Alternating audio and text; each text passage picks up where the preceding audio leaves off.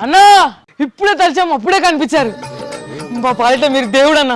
అన్న తాడేపల్లి ప్యాలెస్ నుంచి డైరెక్ట్ గా నీ ముందుకు వచ్చారా? అదిరే అన్న అంటే. మనం వచ్చింది బెంగళూరు నుంచి కదన్నా. చిన్న ఎలుకలు పట్టేవాడని మొన్నటి దాకా చిన్న చూపు చూసేవారన్నా. కానీ మీ వల్ల ఎలుకలు పట్టడానికి ఏరోప్లేన్ లో గోవా వెళ్ళామన్నా. అంతా మీ వల్ల అన్న. నాదేముంది అంతా దేవుడు ఆశీర్వాదం. రేయ్ ఎలకలంటే అన్నకి ఎంత అభిమానమో తెలుసా? అసలు అన్న కూడా ఒక ఎలకలంటోడే.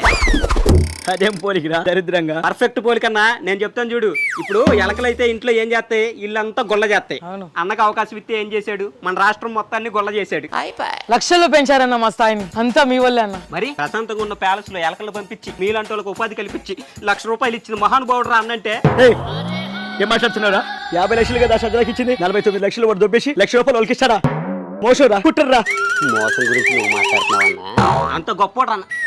అన్న మొత్తం 1,30,00,000 కదా, 50 అటు వెళ్తే మిగతా 80.